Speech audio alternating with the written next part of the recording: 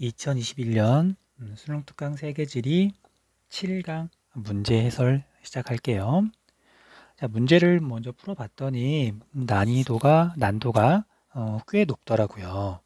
원래 이제 인구 변천과 인구 이주 단원은 뭐 문제가 사실 어렵게 나오지 않는 부분인데 올해 수능 특강은 이상하게 세계 대지형 부분도 그렇고 그 다음에 여기 지금 세계 인구 변천과 인구 이주도 그렇고 난도가 비정상적으로 높아요.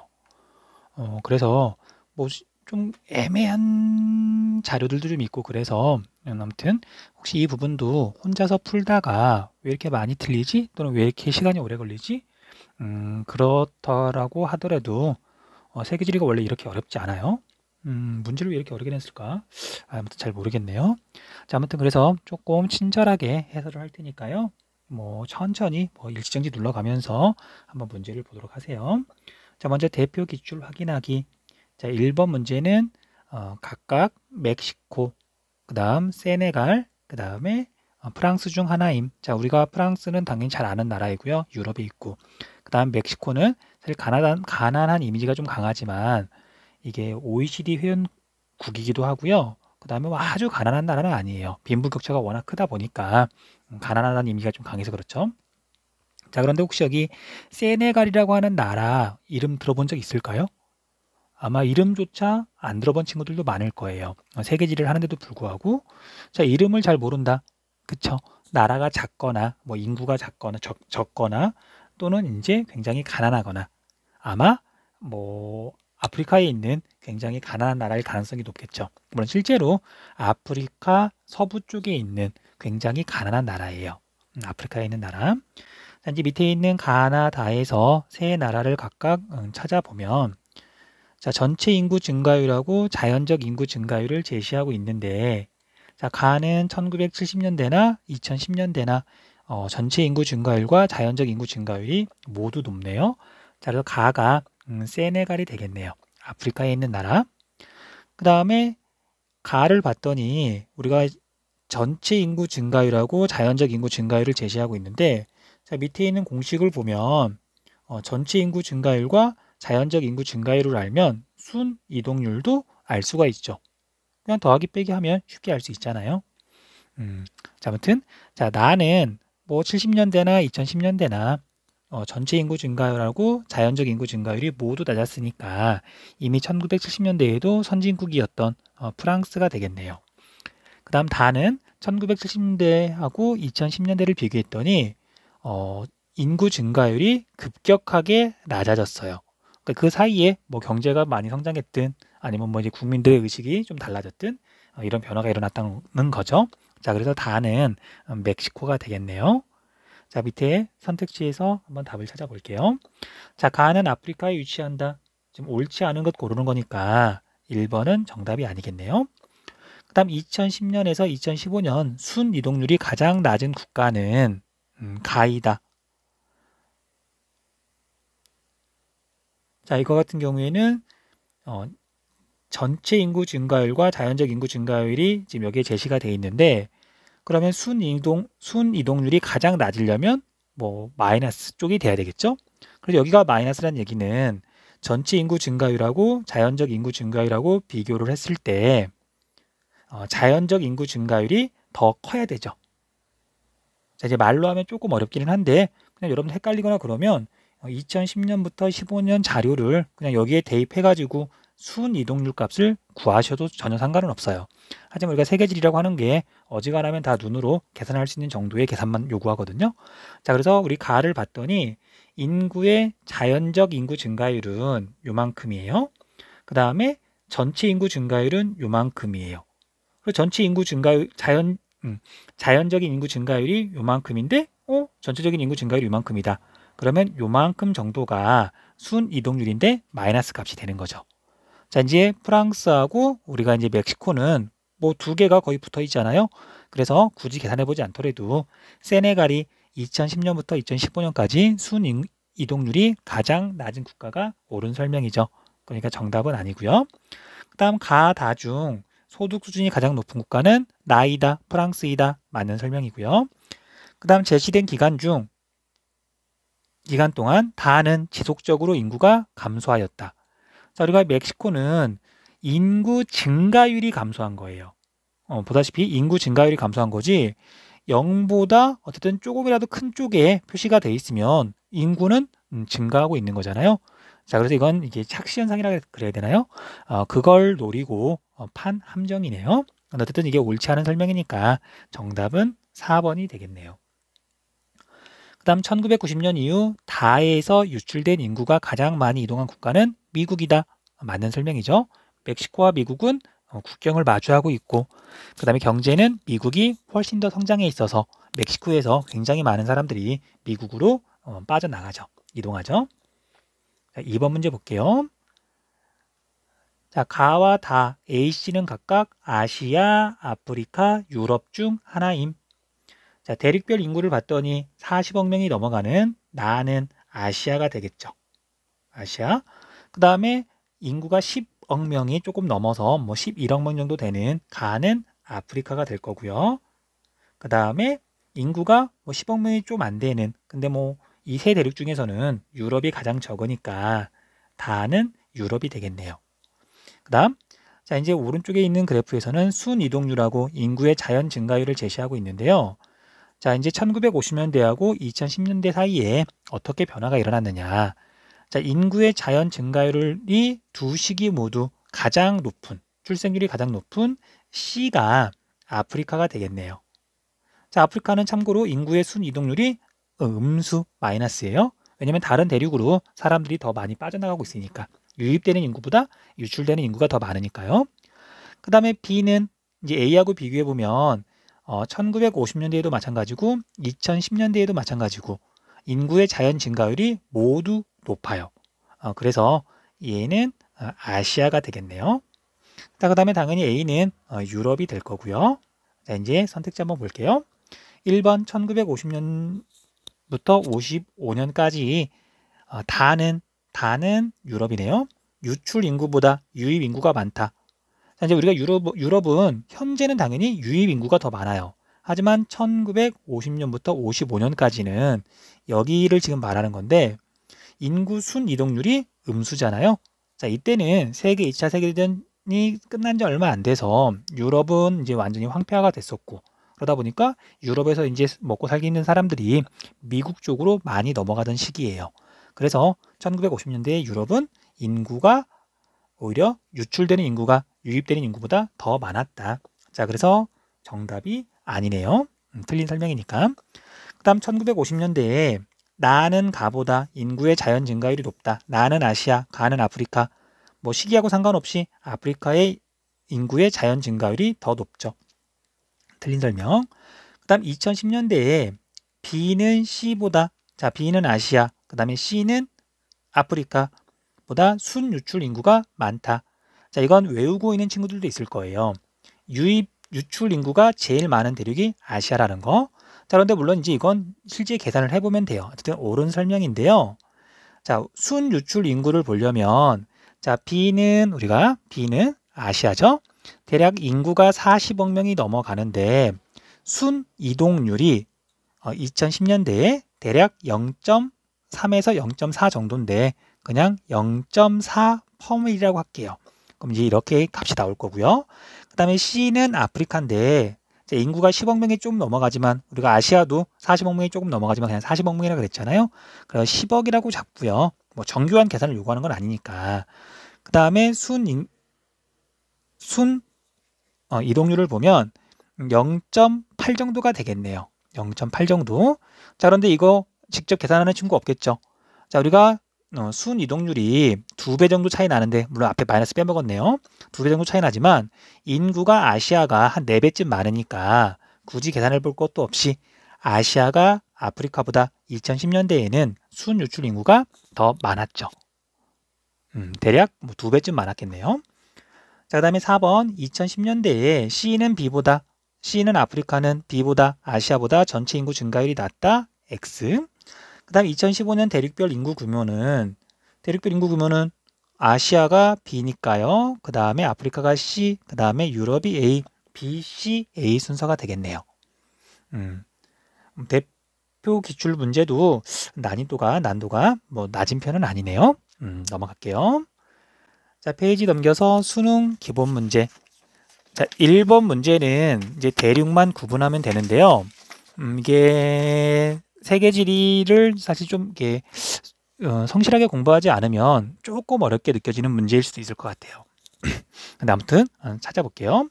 자, 먼저 아프리카 찾는 건 제일 쉬워요. 자연적 인구 증가율이 제일 높은 나아가 아프리카가 되겠네요.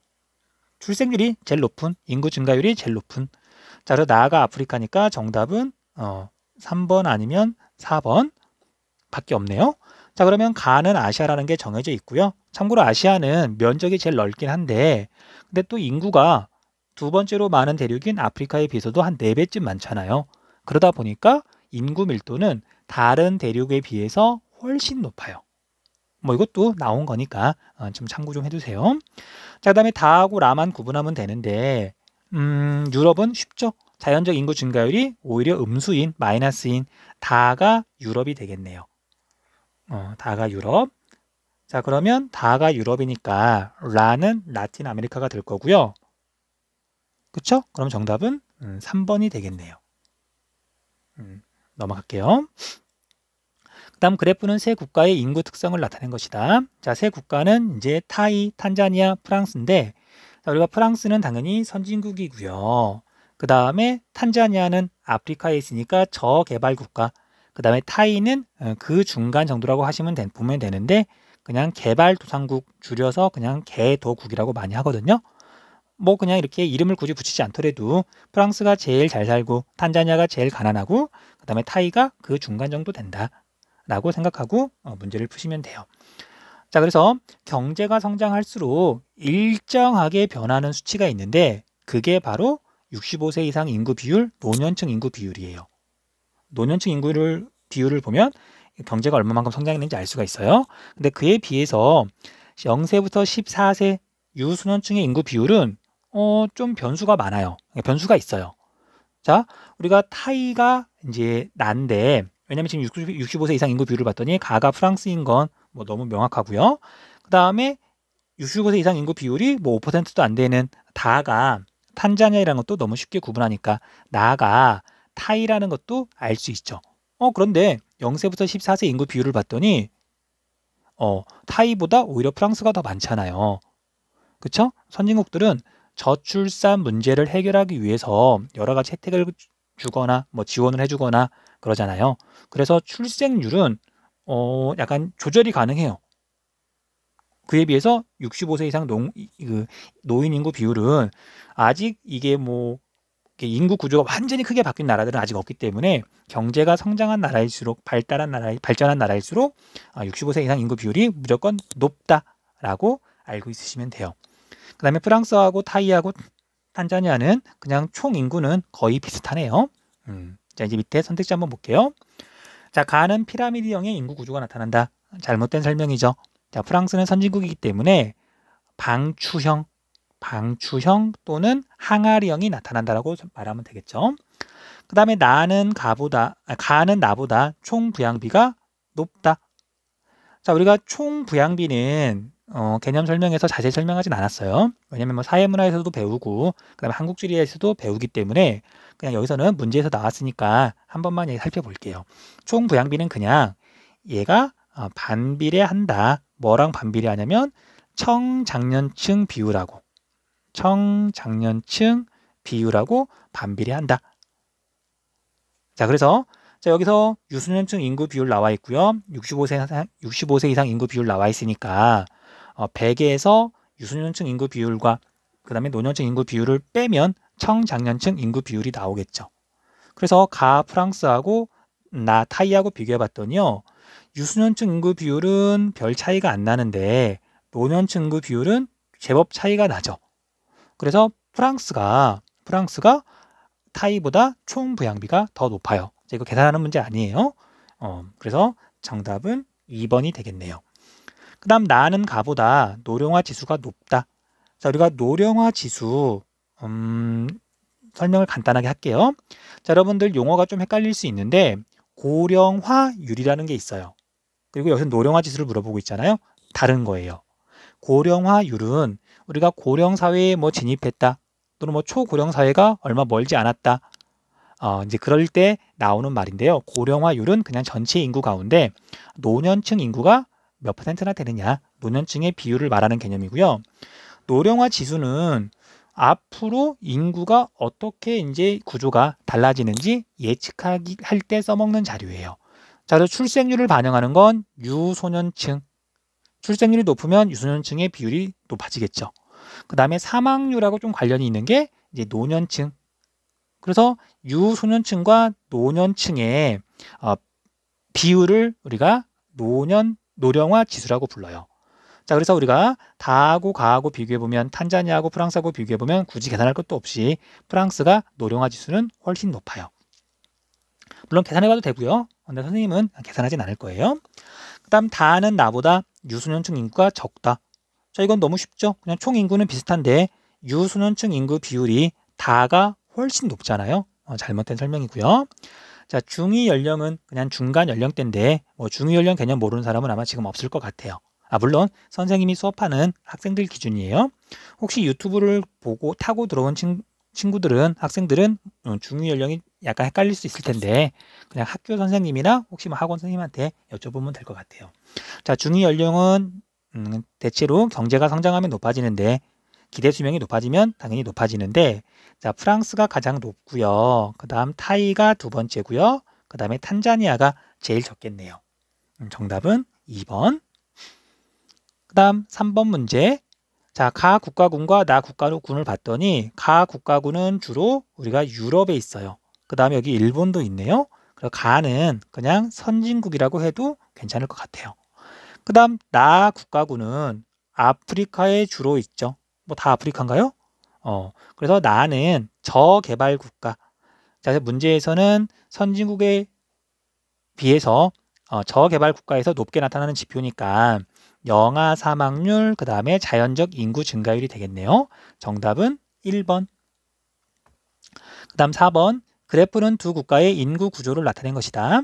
자, 가는 출생률이 굉장히 높아서 유소년층의 인구 비율이 높은데 얘가 위로 나이가 높아질수록 연령대가 높아질수록 급격하게 인구 비율이 줄죠. 사망률이 높아서 그런 거예요. 자, 이런 국가들은 대부분 저개발 국가 또는 이제 막 산업화가 시작된 그런 나라들에 해당하고요. 그다음 나 같은 경우에는 이렇게 중간 연령대가 이렇게 많은 형태를 띠고 있는데 이런 걸 방추형이라고 불러요.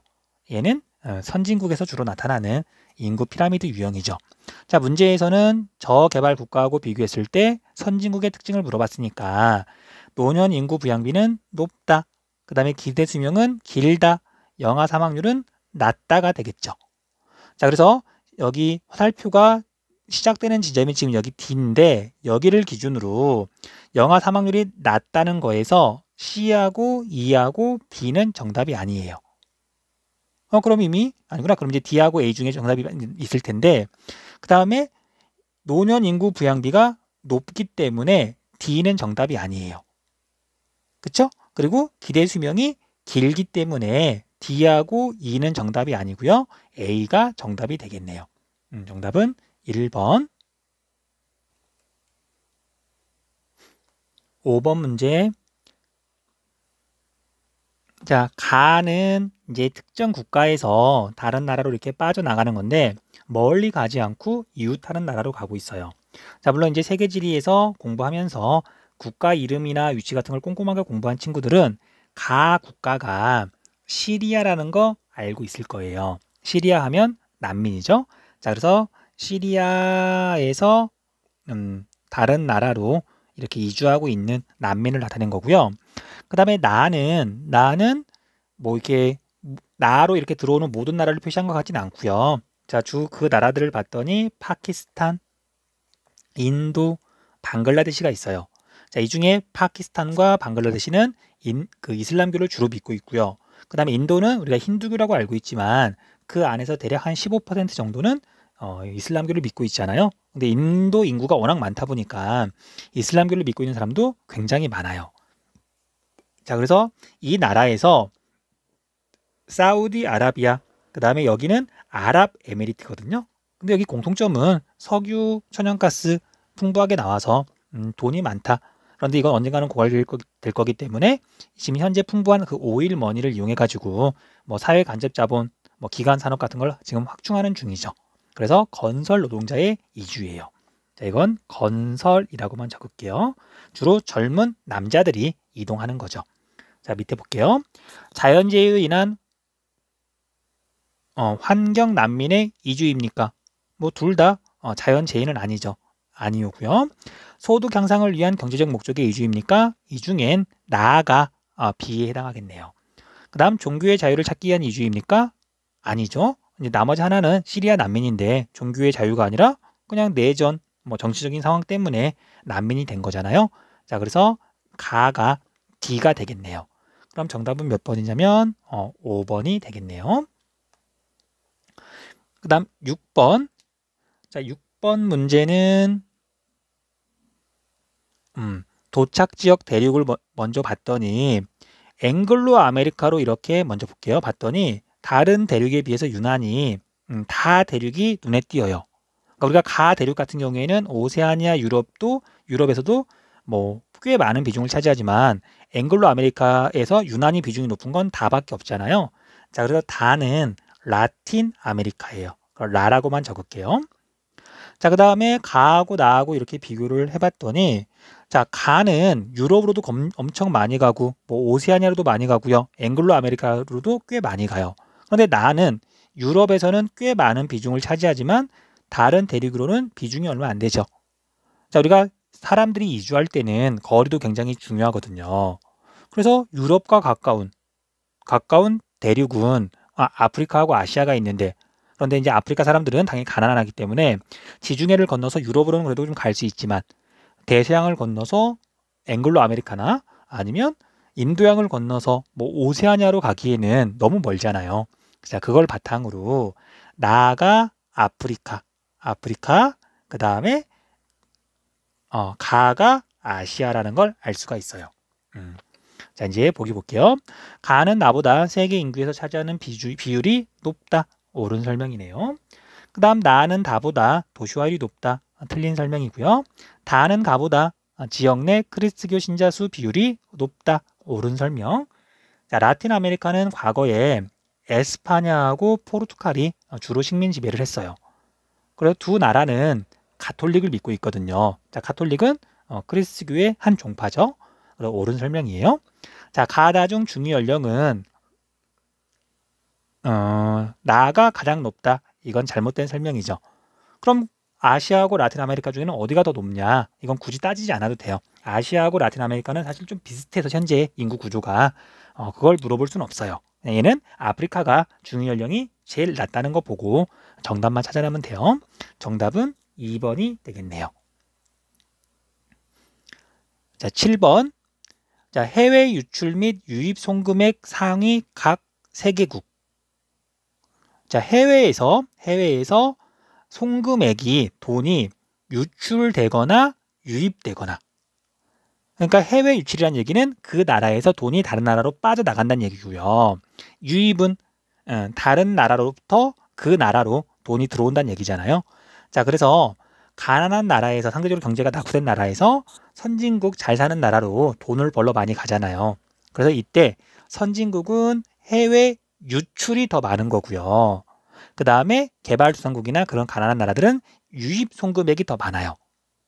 자, 그래서 우리가 가는 뭐 중국, 인도, 그 다음에 멕시코, 그래서 이 세 나라, 이 가는 유입 송금액이 많은 나라들,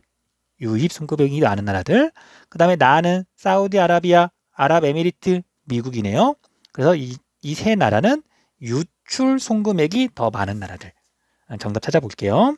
가는 유출 인구가 유입 인구보다 더 많다. 자, 이건 송금액하고 상관없이 가는 뭐 인도, 중국, 멕시코니까 유출 인구가 유입 인구보다 더 많죠. 옳은 설명이고요. 그 다음에 가는 나보다 1인당 국내 총생산이 많다. 얘는 당연히 잘못된 설명이죠. 자, 나는 가보다 총 인구에서 외국인 노동자가 차지하는 비율이 높다. 외국에서 노동자들이 많이 들어와 있으니까 거기에서 경제 활동을 한 다음에 본국, 원래 자기 나라로 돈을 보내주는 거죠. 그래서 디귿은 옳은 설명이네요. 그 다음에 가는 해외 유출 송금액, 나는 해외 유입 송금액이 많은 국가군이다. 자, 말이 조금 어렵긴 한데 아까 위에서 설명했었죠? 잘못된 설명이고요. 2번이 정답이네요. 그 다음 8번. 자, 지도에 표시된 세 국가는 프랑스고요. 그 다음에 사우디아라비아고요. 그 다음에 인도가 되겠네요. 자, 이제 세 나라의 어떤 이제 특징들은 뭐 이제 그래프를 보고 설명을 좀 할게요. 자, 가는 유입 인구에 비해서 유출 인구가 훨씬 많아요. 다른 나라로 빠져나가는 사람이 많다는 얘기죠. 그래서 가가 인도가 되겠네요. 인도가 될 거고요. 그 다음에 나는 그 반대로 유입 인구가 유출 인구보다 훨씬 많네요. 근데 이건 다도 마찬가지죠. 그래서 나하고 다를 구분하는 건 유입 인구와 유출 인구를 보고 구분할 수는 없고요. 15세부터 64세 청장년층이죠. 이때 성비를 봐야 돼요. 자, 참고로 성비는 여성 100명당 남성의 수예요. 인구와 관련된 모든 지표 용어는 여성 기준이에요. 인구가 변하는 건 여성 때문에 바뀌는 거니까. 자, 그래서 나는 여성 100명당 남성의 수가 청장년층에서 거의 150명, 남자가 훨씬 많다는 얘기죠. 그래서 우리가 사우디아라비아는 건설 사업을 많이 하기 때문에 젊은 남성들이 외국에서 많이 들어와요. 자, 그래서 나가 사우디아라비아, 그다음 그래서 다는 이제 프랑스가 되겠네요. 자, 이렇게 하고 선택지 볼게요. 자, 나는 생산 연령층에서 여성이 남성보다 많다. 성비 물어보고 있는 거고요. 다는 인구 순유출 국가이다. 프랑스는 순유입 국가고요. 뭐 더하기 빼기 해보면 되겠죠. 그 다음에 나는 가보다 1인당 평균 임금이 높다. 옳은 설명. 자, 그러니까 인도에서 사우디아라비아로 돈을 벌러 가는 거죠. 자, 앞에서 설명했던 5번 보면 인구 이동 그래프 있잖아요. 자, 아시아로부터 이주자 비율은 다가 나보다 높다. 자, 우리가 아시아에서 사우디아라비아로 가는 사람들은 많아요. 뭐 거리가 그렇게 멀지 않고 5일 머니 돈 벌러. 근데 유럽으로는 당연히 꽤 멀리 가야 되잖아요. 그래서 4번은 잘못된 설명이네요.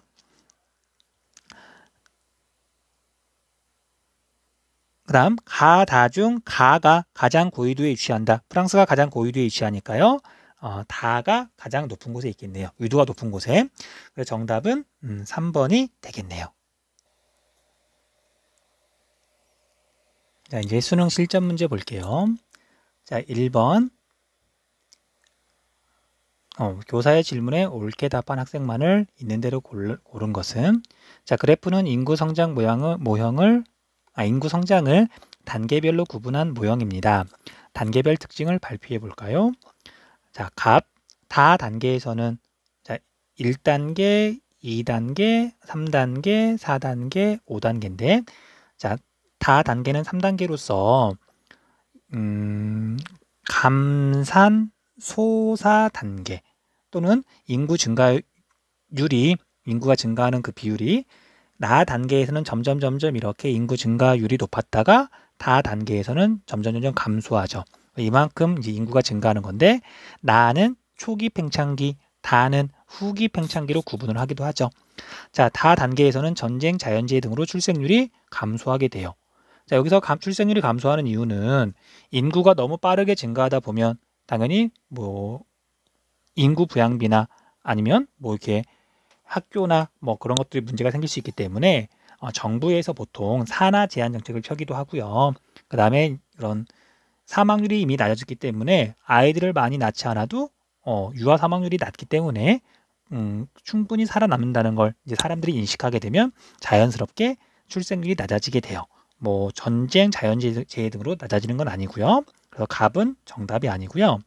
그 다음에 자연적 인구 증가율은 방금 설명했던 것처럼 출생률과 사망률의 차이가 자연적인 인구 증가율인데 라 단계가 아니라 나와 다의 중간 지점에서 가장 높아요. 그래서 얘는 잘못된 설명이고요. 자, 병은 가 단계에서 마 단계로 갈수록 기대 수명이 높아져요. 맞는 말이죠. 경제 발전 수준이 높아지면 당연히 기대 수명 또는 평균 수명이 더 높아지게 되는 거죠. 그 다음 나 단계는 나 단계보다 유소년 인구 부양비가 높아요. 라는 지금 출생률이 어마어마하게 높은 거잖아요. 근데 라 단계는 출생률이 많이 낮으니까 그래서 정도 옳은 설명이네요. 병정이 정답. 자, 2번 문제. 자, 2번 문제는 그래프가 좀 복잡해서 그렇지 차분하게 풀면 뭐 정답을 찾는 건 그렇게 어렵진 않아요. 자, 65세 이상 인구 비율 노년층 제시하고 있고요. 그 다음에 0세부터 14세 유소년층 인구 비율을 제시하고 있네요. 자, 그런데 이제 1980년하고 2018년 시기하고 상관없이 C는 유소년층의 인구 비율이 굉장히 높고요. 그 다음에 65세 이상 인구 비율, 노년층 인구 비율은 굉장히 낮아요. 자, 그래서 C가 아프리카가 되겠네요. 아프라고만 적을게요. 자, 그 다음에 A는 현재 2018년에 노년층 65세 이상 인구 비율이 가장 높아요. 그래서 A는 유럽이 되겠네요. 자, 그 다음에 앵글로 아메리카는 표시가 되어 있고요. 그 다음 라틴 아메리카? 그럼 당연히 여기 B는 라틴 아메리카가 되겠네요. 라라고만 적을게요. 자, 이제 이렇게 하고 밑에 있는 선택지 한번 볼게요. 자, 1980년 B는 오세아니아보다 총 부양비가 높다. 자, 우리 총 부양비는 앞에서 한번 설명했어요. 청장년층의 인구 비율하고 반비례를 하는데, 자, 1980년을 보면 그래프가 좀 복잡해요. B하고 오세아니아. 자, B는 여기 부분이고요. 오세아니아는 지금 여기네요. 자, 그래서 유소년층의 인구 비율하고 노년층의 인구 비율하고 더해보면 되는데, 자, 유소년층의 인구 비율은 오세아니아하고 B는 1980년대에 거의 10만큼 차이가 나고요. 그 다음에 65세 이상 노인 인구 비율은 이렇게 요만큼 차이밖에 안 나니까 뭐 한 4 정도? 3 정도밖에 차이가 안 나는 거죠. 자, 그래서 굳이 이제 계산해보지 않더라도 B 라틴 아메리카의 65세 이상 인구 비율 더하기 유소년층의 인구 비율이 더 높다는 걸 알 수가 있어요. 자, 그래서 총 부양비를 보면 오세아니아가 라틴 아메리카 B보다 지금 말이 좀 약간 헷갈렸네요. 그러니까 B 라틴 아메리카는 오세아니아보다 노년층 인구와 유소년층 인구를 더한 합이 더 높기 때문에 비율이 높기 때문에 총 부양비가 높다. 옳은 설명이에요. 자, 이제 사실 수식을 선생님이 쓰기 좀 귀찮아가지고 지금 말로만 하긴 했는데 어쨌든 이건 사실 세계지리에서 이렇게 꼼꼼하게 물어보는 일은 있을까? 지금까지 이렇게 꼼꼼하게 물어본 적은 아주 옛날에는 있었지만 사실 최근에는 없었거든요. 모르겠어요. 자, 아무튼 우리가 사회문화도 보통 하니까 그리고 한국지리 하는 친구들도 세계지리 많이 하니까 그냥 그 배운 지식 가지고 총 부양비 한번 이렇게 계산 한번 해보세요. 답은 1번이네요. 그 다음 1980년부터 2018년 사이에 C의 15세부터 64세 인구는 감소하였다. 자, 이건 굳이 계산해 볼 거 없이요. 아프리카는 이 시기 사이에 굉장히 인구 증가율이 높았어요. 그러니까 인구가 많이 늘었겠죠? 그래서 굳이 계산해 보면 청장년층의 인구 비율은 조금 줄거나 거의 그대로일 텐데 근데 인구수 자체가 어마어마하게 늘었으니까 이건 잘못된 설명이에요. 그 다음 2018년에 A는 B보다 유소년 인구 부양비가 높다.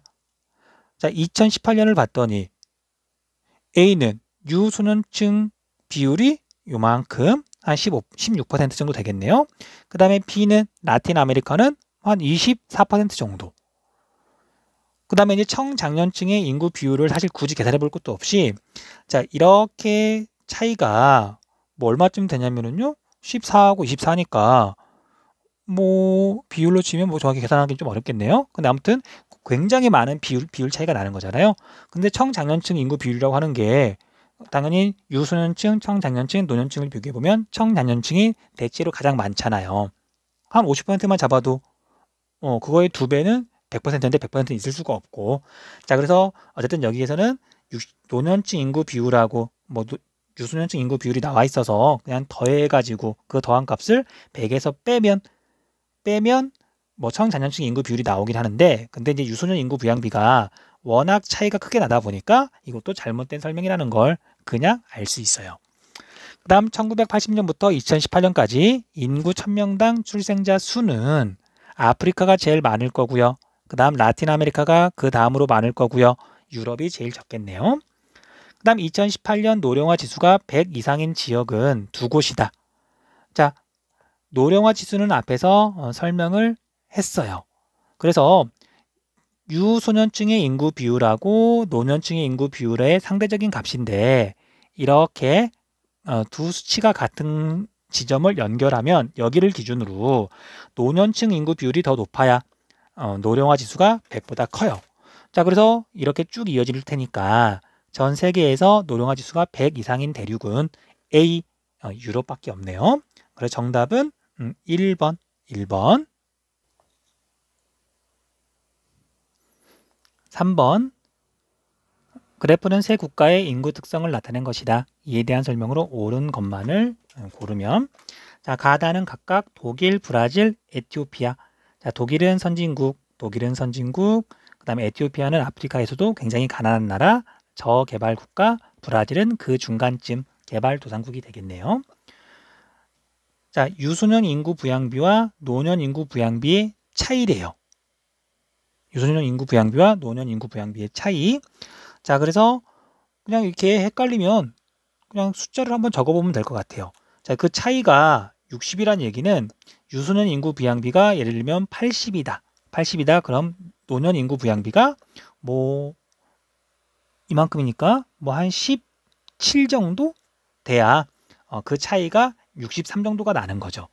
그래서 가 같은 경우에는 유소년 인구 부양비가 굉장히 크고 노년 인구 부양비는 상대적으로 낮은 국가예요. 어쨌든 이 유소년 인구 부양비가 이렇게 다른 다보다 이렇게 독보적으로 높다. 그러면 아프리카에 있는 에티오피아가 되겠죠. 자, 이걸 반대로 생각해 보면 다는 오히려 유소년 인구 부양비보다 노년 인구 부양비가 더 크다는 얘기죠. 그래서 선진국인 독일이 되겠네요. 그러면 나는 자연스럽게 브라질이 될 거고요.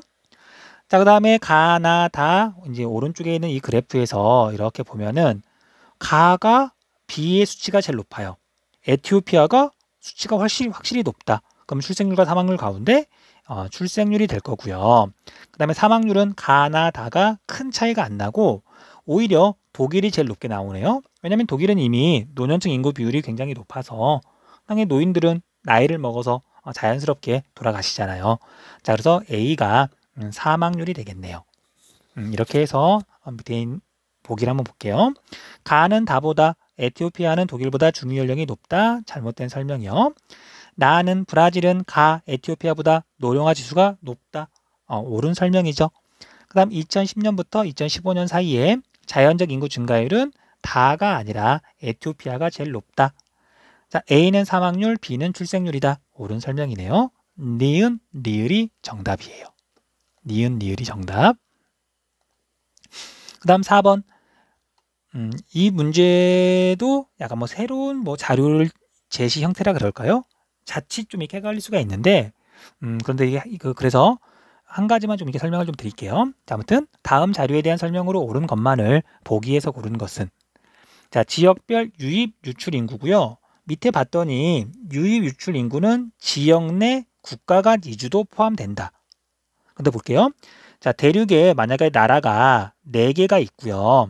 4개가 있고 뭐 1번, 2번, 3번, 4번 이렇게 있으면은요. 자, 만약에 1번 국가에서 3번 국가로 얘가 10만큼 만약에 인구가 이동했다. 자, 그러면 1번 국가 입장에서는 유출이고요. 3번 국가 입장에서는 유입이죠. 그쵸? 그래서 유입 인구와 만약에 유출 인구가 대륙 내만 따졌을 때, 대륙 내부만 따져보면 이건 제로예요, 제로. 그러니까 같게 나와요. 대륙 내부만 따졌을 때. 자, 그래서 유입 인구에서 유출 인구를 빼거나 이제 그런 차이를 보면 다른 대륙으로 얼마만큼 빠져나갔는지 아니면 반대로 얼마만큼 다른 대륙에서 들어왔는지를 알 수가 있는 거예요. 자, 그래서 예를 들면은 여기서 오세아니아를 한번 봐볼까요? 오세아니아는 유입 인구가 많아요. 뭐 오세아니아에는 뭐 뉴질랜드도 있고 뭐 오스트레일리아도 있으니까 나라는 여러 개가 있어요. 근데 유출 인구는 적죠. 그래서 유입 인구에서 유출 인구를 이렇게 빼게 되면 그 차이분이 오세아니아 대륙 내에서 이동하는 인구 부분은 사라지고 순유출, 순유입 그게 나타나게 되는 거예요. 그래서 오세아니아는 유입 인구가 유출 인구보다 더 많으니까 인구가 순유입되는 대륙이다. 그다음 라틴 아메리카는 유입 인구보다 유출 인구가 봤더니 훨씬 더 많죠. 그래서 이걸 그대로 내려보면 요 차이만큼 다른 대륙으로 순유출이 일어나고 있는 거예요. 그럼 가는 유입 인구에 비해서 유출 인구가 이렇게 그려보면 요만큼 정도 많은 거죠. 요만큼 정도 빠져나가고 있는 거니까 잘 사는 대륙은 아니겠네요. 그 다음에 나 같은 경우에는 반대로 유출 인구에 비해서 유입 인구가 더 많으니까 요만큼 지금 인구가 유입되고 있는 거잖아요.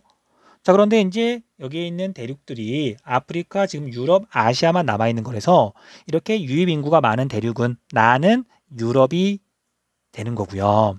그 다음에 이제 가하고 나하고 이렇게 봤더니 자, 이제 마지막 다는 유입 인구도 굉장히 많은데 유출 인구도 더 많아서, 꽤 많아서 요만큼 유출이 일어나요.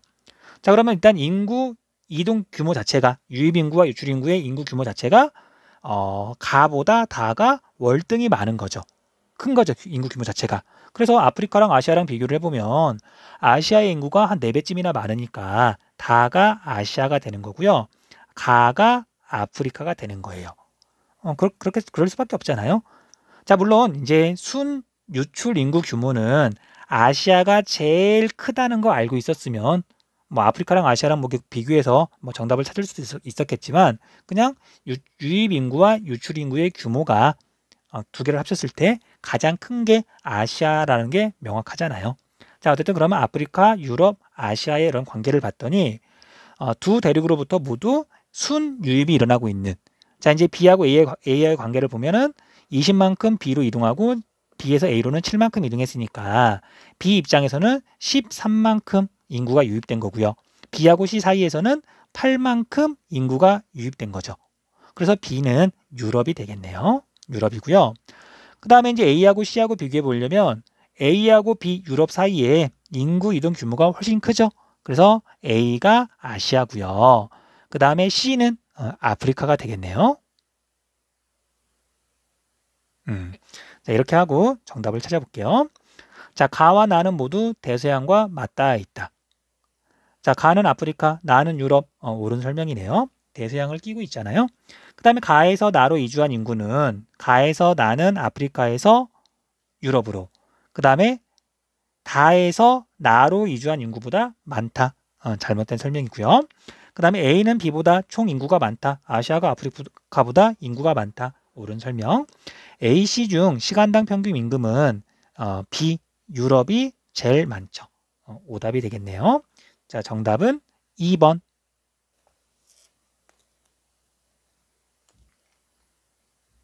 자, 5번 문제. 그래프는 지역별 인구 규모 1위 국가의 인구 증감을 나타낸 것이다. 증가하고 감소한 걸 나타낸 것이다. 이에 대한 설명으로 옳지 않은 것은 단 아메리카는 앵글로 아메리카와 라틴 아메리카로 구분됨. 자, 먼저 중국은 여기 표시가 되어 있네요. 자, 중국 같은 경우에는 자연적인 증감, 출생률과 사망률을 따졌을 때 인구가 4천만 명 가까이 늘어났네요. 5년 동안. 근데 사회적으로는 약 1.500만 명 정도 감소했네요. 그러니까 4천만 명이 늘어나고 그 다음에 단위가 100만 명이니까 1.500만 명 정도가 감소했으니까, 그러니까 사회적으로 감소했으니까 그러니까 유출이 됐다는 얘기죠. 그래서 총 인구는 뭐 3,800만 명 정도? 3,850만 명 정도? 그쵸? 그 정도가 늘어났겠네요. 자, 그 다음에 미국도 이렇게 표시가 되어 있고요. 오스트레일리아도 이렇게 표시가 되어 있는데, 자, 이제 가나다를 봤더니, 그럼 이제는 아프리카에 있는 국가, 그 다음에 유럽에 있는 국가, 그 다음에 라틴 아메리카에 있는 국가가 되겠죠. 그래서 가 같은 경우에는 자연적 증감이 독보적으로 높으니까, 물론 이건 인구 수예요. 비율이 아니고. 어쨌든 자연적 증감이 훨씬 높으니까, 그리고 사회적으로는 감소하고 있으니까 가는 아프리카에서 인구가 제일 많은 나라라는 걸 알 수가 있어요. 자, 아프리카에서 인구가 제일 많은 나라는 나이지리아예요. 나이지리아. 자, 그런데 그냥 우리는 나이지리아라고 하는 이제 국가 이름도 물론 중요하지만 이건 지금 대륙별로 따지는 거니까 아프리카라고만 이렇게 좀 적을게요. 아프리카. 그 다음에 나하고 다를 비교했더니 다는 자연적으로는 뭐 거의 0이에요. 출생률과 사망률이 거의 비슷한데 사회적으로 지금 증가했죠. 증가했으니까 다는 유럽에 있는 국가라는 걸 알 수 있겠네요. 그 다음에 나는 자연적으로는 증가하는데 사회적으로는 거의 변화가 없어요.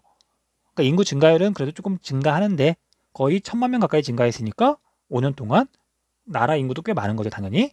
물론 여기에서 다루고 있는 나라들은 인구 규모가 꽤 큰 편이고요.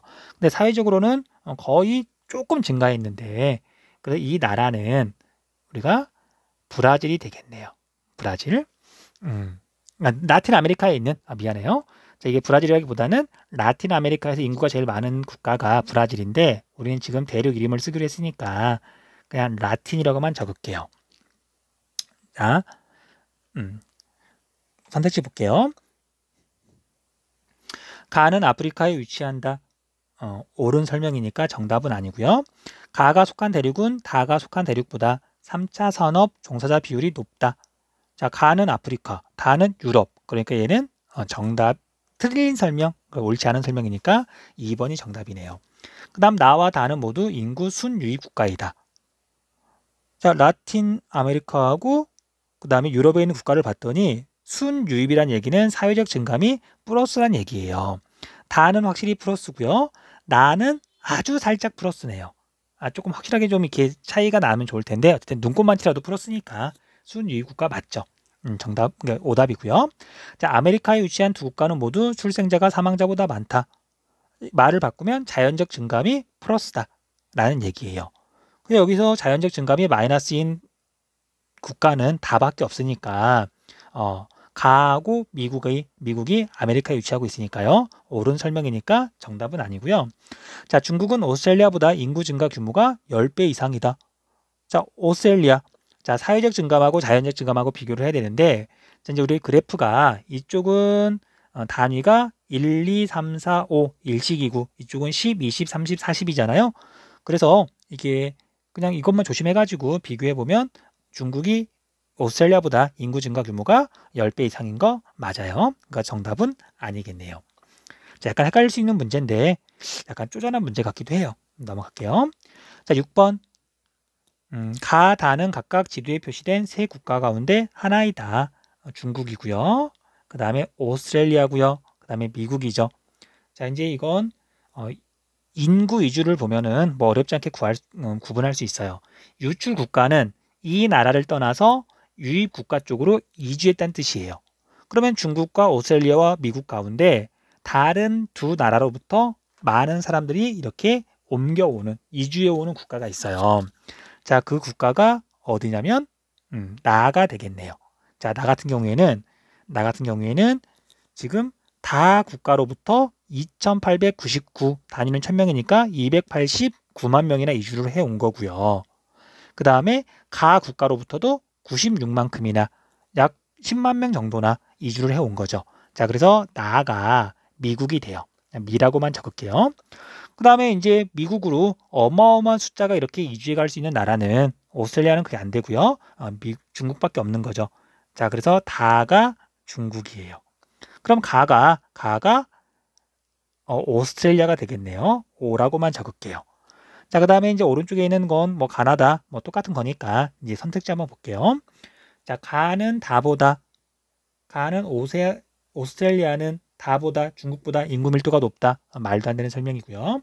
자, 나와 다는 각각 국가 내에서 영어 사용자 비율이 가장 높다. 나는 미국, 다는 중국. 잘못된 설명이고요. 2018년 유소년 인구 부양비는 가가 다보다 높다. 자, 가는 오세아니아. 그 다음에 다는 중국인데 2018년이니까 여기에서 까만 점을 봐야 되겠네요. 자, 그래도 좀 적을까요? 가는 오세아니아. 그 다음에 나는 미국, 다가 중국인데요. 자, 2018년을 봤더니 0세부터 14세 인구 비율, 유소년층 인구 비율은 거의 같아요. 거의 같다 그래야 되나? 거의 같은데 큰 차이가 나진 않는데 가하고 다하고 비교했더니 자, 그런데 청장년층의 인구 비율은 가는 70이 넘어가고요. 그 다음에 나는 이렇게 와서 봤더니 여기니까 점이 거의 붙어 있지만 약간 더 왼쪽에 찍혀 있는 게 지금 나죠. 그쵸? 나죠. 그러다 보니까 유소년층 인구 비율은 거의 같지만 청장년층의 인구 비율이 가가 나보다 오히려 중국이 미국보다 더 높으니까 유소년층 인구 부양비는 중국이 미국보다 더 높겠네요. 참 그래프가 참 이게 애매하게 그려져 있어서 좀 꼼꼼히 봐야 되겠네요. 정답은 3번이 되겠네요. 자, 1970년부터 2018년 사이에 총 부양비 변화율은 나가 다보다 크다. 자, 나하고 다 중에 이렇게 봤더니 그냥 노년층과 유소년층의 뭐 합이 얼마만큼 크게 변했느냐. 자, 이건 그래프에서 길이가 긴 거 보고 그냥 쉽게 확인할 수 있죠. 자, 그래서 인구 부양비는 총 부양비 변화율은 나보다 다가 더 크다. 그래서 옳지 않은 설명이고요. 그 다음에 1970년부터 2018년 사이에 가다 중 연평균 출생률이 가장 높은 국가는 가이다. 자, 이거 값을 정확하게 우리가 구할 수는 없지만은요. 자, 우리가 두 시기 사이 동안 출생률이 변했는데 출생률은 유소년층 인구에 직접적으로 영향을 미쳐요. 출생률이 낮아지면 애들이 적은 거고 출생률이 높아지면 애들이 많은 거잖아요. 그래서 0세부터 14세 인구 비율을 봤더니 다는 이렇게 변했는데